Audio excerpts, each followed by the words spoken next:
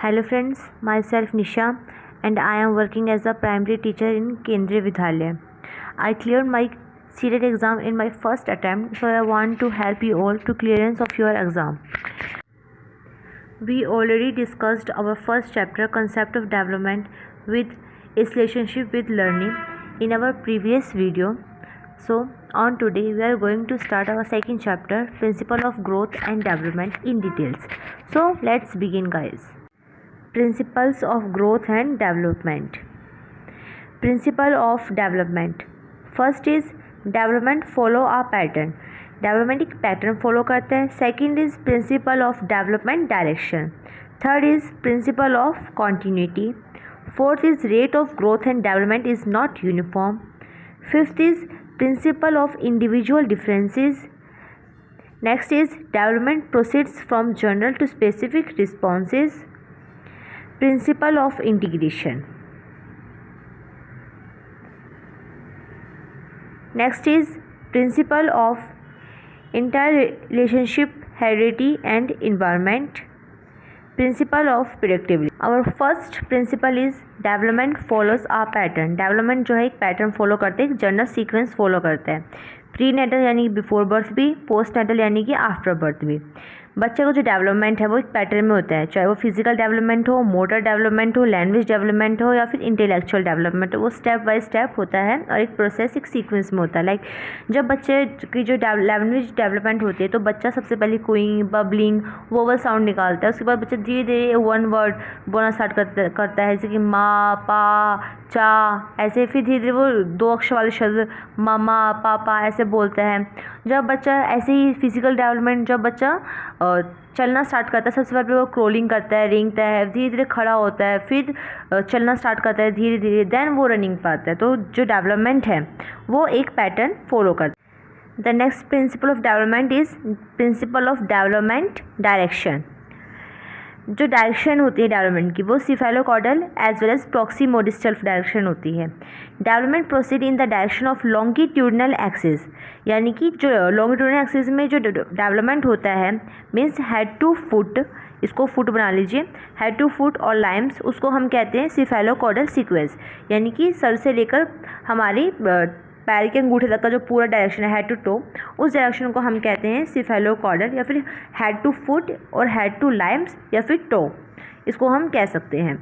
फिर बेटा जो इन द प्रॉक्सिमोडिस्टल सीक्वेंस होता है उसमें जो डेवलपमेंट होता है नियर टू डिस्टेंट, यानी कि जो पार्ट हमारे हार्ट के पास है पहले वहाँ पे बच्चे का डेवलपमेंट होगा, उसके बाद बच्चे के अदर पार्ट्स का जो है डेवलपमेंट होगा. लाइक बच्चे का जो कंट्रोल होता है सबसे पहले हार्ट के पार्ट क्या पड़ता है, हेड, फिर आर्म, देन लेग्स, इसको बोलते हैं प्रॉक्सिमोडिस्टल सीक्वेंस यानी कि नियर टू डिस्टेंट.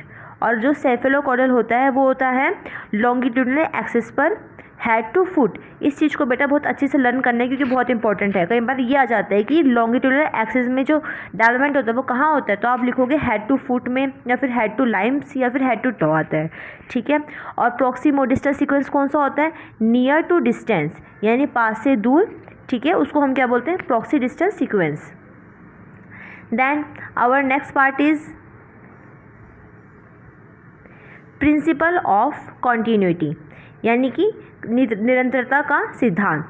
इसमें बेटा जो प्रोसेस होती है ग्रोथ एंड डेवलपमेंट की वो कंटिन्यू चलती रहती है. आप सबको पता है कि जो डेवलपमेंट है वो कंटिन्यू चलता रहता है. ठीक है, फ्रॉम कंसेप्शन टू डेथ.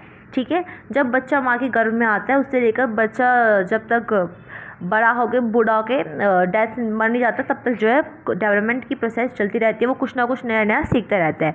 तो ये क्या है, नेवर एंडिंग प्रोसेस है, दैट इज़ वॉर्म to tomb. Next is rate of growth and development is not uniform.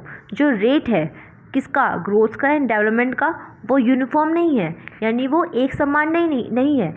Development जो है एक पैटर्न फॉलो करता है, यानी सबका विकास सेम तरीके से होगा, यानी कि सेम पैटर्न में होगा, स्टेप बाय स्टेप होगा, लेकिन एक जैसा नहीं रहता. डेवलपमेंट एंड ग्रोथ जो है एक जैसी नहीं रहती हर एक स्टेजेस में. ठीक है, जैसे कि सबसे पहले बच्चे को जो डेवलपमेंट होता है स्टार्टिंग के कुछ सालों में, जब बच्चा छोटा होता है बहुत स्पीड में होता है, बच्चा जल्दी जल्दी बड़ा हो रहा होता है। फिर जब बच्चा जो है अर्ली चाइल्डहुड में आता है तो बच्चे का जो डेवलपमेंट होता है वो धीरे धीरे होता है। जब बच्चा फिर दोबारा एडोलसेंस एज में आता है तब बच्चे का डेवलपमेंट फिर से जल्दी स्टार्ट हो जाता, स्पीड में होना स्टार्ट हो जाता है। ठीक है, एडोलसेंस के बाद फिर दोबारा एडल्टहुड में बच्चे का डेवलपमेंट होता है, ग्रोथ होती है, वो धीरे धीरे होती है। राइट, इसके साथ साथ हर इंडिविजुअल अपने आप में डिफरेंट है, हर एक बच्चा डिफरेंट है, हर एक पर्सन डिफरेंट है। तो इंडिविजुअल डिफरेंसेस भी जो है रीज़न है कि जो rate of growth and development जो होते हैं वो यूनिफॉर्म नहीं होती है। वही यहाँ पे लिखा गया है कि thought development is continuous, development continue रहता है। The rate of growth and development is not uniform, वो जो है सेम नहीं रहता। ठीक है, रेट जो होता है ग्रोथ एंड डेवलपमेंट का वो सेम नहीं रहता।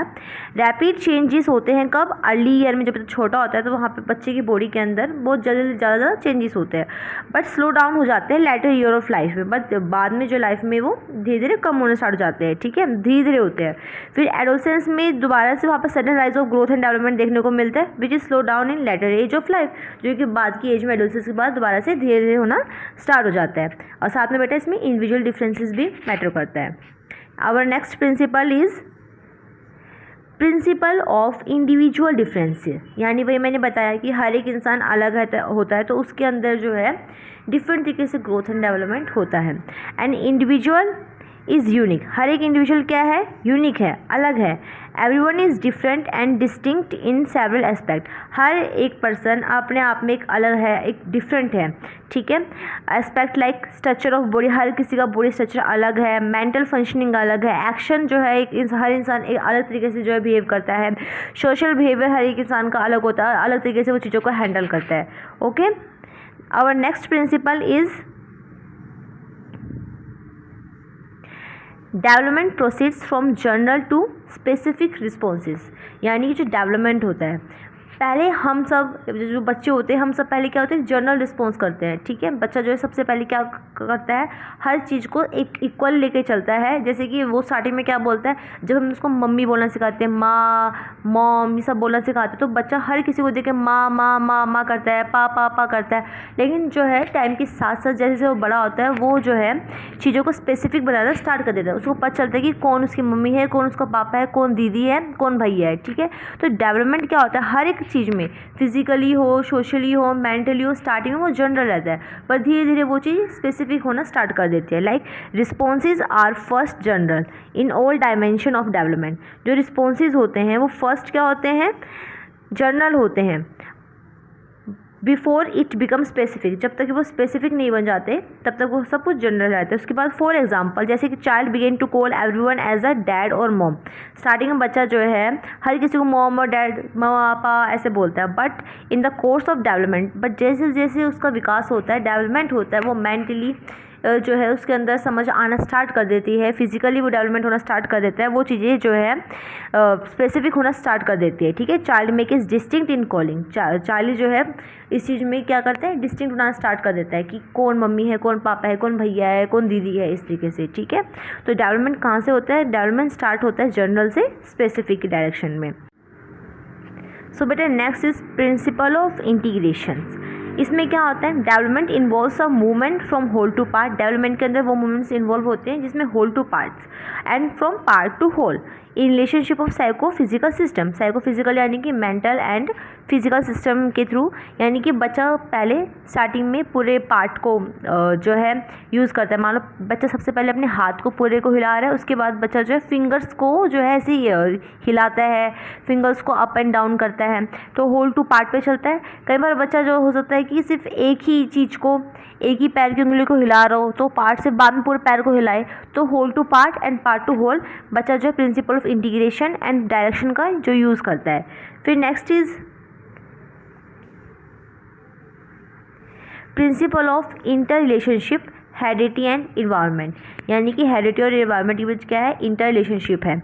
And individual development is based on his genetic makeup and environment influence, बच्चे का जो डेवलपमेंट होता है किस पे बेस्ड होता है? जेनेटिक मेकअप पर, यानी जेनेटिकली वो कैसा है, प्लस उसका इन्वायरमेंट का जो है क्या असर पड़ रहा है उस पर, इन्वायरमेंट उसका कैसा है।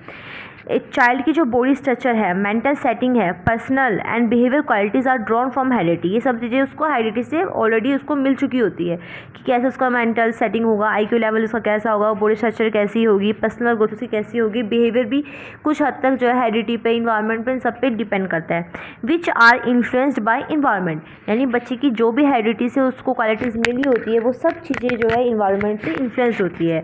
तो principal of inter relationship between the heredity and environment, बच्चे के डेवलपमेंट पर हेरिडिटी और इन्वायरमेंट दोनों का ही असर होता है।